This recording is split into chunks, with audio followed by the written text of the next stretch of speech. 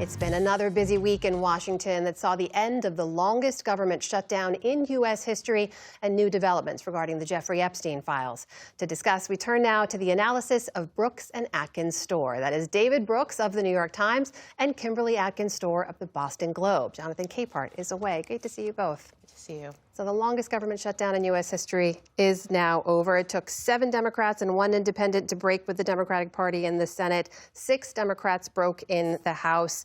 The deal that they got, David, does not include the extension of the ACA health care subsidies, which was their reason for shutting down the government in the first place. There's an argument here, though, that Democrats changed the conversation. We're now talking about the subsidies. We're talking about affordability. Did they win the war and lose the battle? How do you look at this? That's spinning that. We changed the conversation. Congratulations. I would just say I have a few lessons I've learned that I would hope that political parties, primarily the Democrats, but also the Republicans, have learned. First, don't pass cynical laws. When the Democrats had control of the White House, the House, and the Senate in 2021, they passed these subsidies. If they really believe in the subsidies, don't make them go away in 5 years. Make them permanent and be honest with the American people about what it's going to cost. And both parties do this sunsetting thing.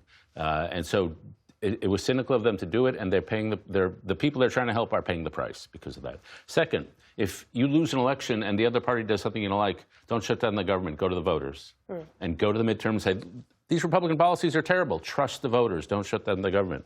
Third, don't shut down the government when you're not holding the White House.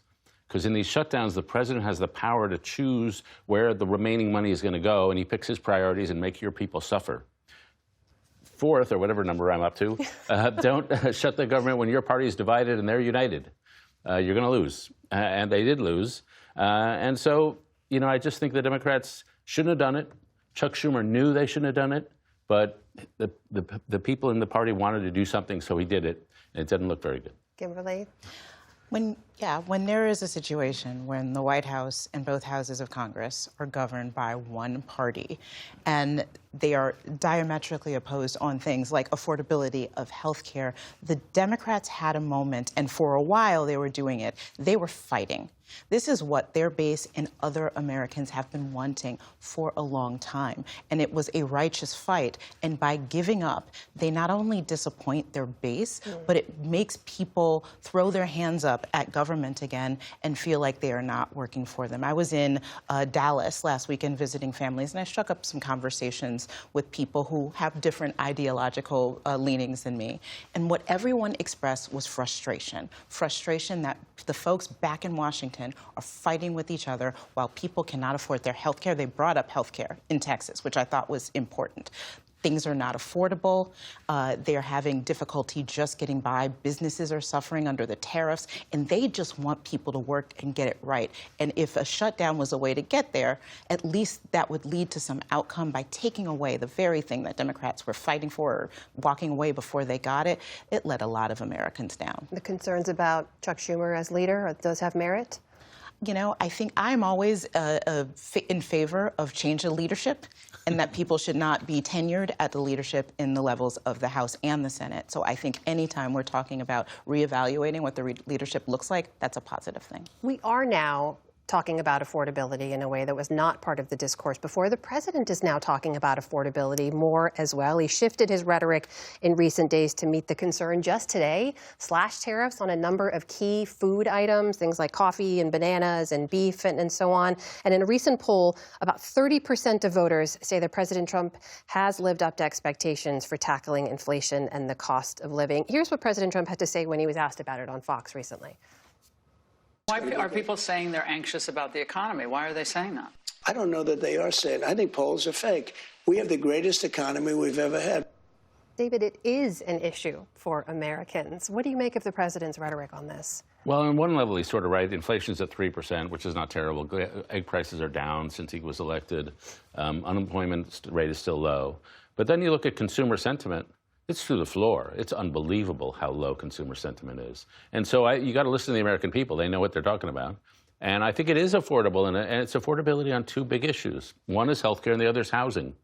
I saw a Bloomberg graph today that showed that in 2010, 25 years ago, no, my math is wrong, 15 years ago, the median house purchaser was 39 years old. So that means a lot of people in their 30s were buying houses. Now in 2025, the median house purchaser is 59 years old. So young people can't afford houses. So that's a gigantic problem if you're a young person who wants to like have a family and have a life. And so these issues, all the stuff Trump is doing, trivial. You've got to do the big things, which are A, rearrange the incentives in the healthcare system that allow all these costs to zoom up and have for basically our lifetimes. 2, on housing, we have a housing problem because, especially in blue states over the last generation or two, we've put in law and rules and lawsuits to make it really hard to build housing. So supply and demand, guess what? It's a thing. And so if somebody would take big actions on these 2 big issues, you'd have a serious conversation about affordability. But, you know, giving people a few checks or reducing a few tariffs, I'm glad they made the Swiss deal. My chocolate bill will go down. But we're not talking about the real issues that are out there, which are real. The affordability issues are real. What do you make of this affordability conversation, Kimberly, and also the idea that there's another budget battle ahead in January? Yeah. Should Democrats shut the government down again if there is no movement on those health care subsidies? I think the Democrats need to show that there is a fight, but fight till the end. Give it all they got. Leave nothing on the court. What does that look like? In this case, whatever levers they have. Right? And make the case clearly to the American people that you are fighting for them. Look, they can't keep trying and doing this and failing the American people and expect the American people to keep coming back to them. You know, you have the president who, I mean, these tariff breaks, that's all fine and good, but it's like pouring a thimble full of water on a bonfire. It's not going to make a difference. And the indices may not be showing inflation rising, but you know what is showing? The receipts of Americans when they go to the grocery store, myself included. It's appalling. And we're coming into the holidays, too. Democrats need to fight with everything that they have. They need to show that that they understand Americans and they're not just looking to save themselves in the next election. Why are you laughing, Kimberly's David? hitting one of my triggers, so I'm and it's over the word fight. Okay. I don't think Democrats fight. I mean small d Democrats. Yeah. I think Democrats persuade. We're still in a democracy where you try to persuade other people. And to me, a lot of the fighting rhetoric is just riling up your base at higher levels of volume, and it's not very persuasive. And if you want to succeed in a democracy, persuade, don't fight. I agree with you, actually. When I say fight, I don't mean fight each other. I mean, everyone, including the Texans I talk to, are tired of the partisan rancor in Washington. I mean fight for the American people. It is their power who they lent to these lawmakers to work on their behalf and to hear things about affordability and how they're real. We talk a lot about kitchen table. This is the kitchen table right now. And they were showing for a period of time that they cared about what they understood and what was happening, what people were talking about at those tables. By walking away like that, it's like they gave up that fight for Americans. I have to ask you about the president continuing to face more pressure, more questions about the release of those files related to Jeffrey Epstein. We saw 4 Republicans join House Democrats to back a petition to force a vote on releasing those files. We saw one of those Republican lawmakers, Colorado's Lauren Boebert, summoned to the White House, reportedly to talk about her push to release the files. And we've heard President Trump continue to try to convince Republicans to vote against the release. He posted online today saying Democrats are doing everything in their withering power to push the Epstein hoax again. Some weak Republicans have fallen into their clutches because they are soft and foolish. David, what do you make of this? How is this going to end? Soon, I hope. I mean, I hate this issue. This is the moment in my life, in my career, that I'm more uncertain about the future than at any other time. It's AI, it's economic bubbles, it's Ukraine, I mean, there are a million things that are happening and Congress comes back and they're doing Epstein.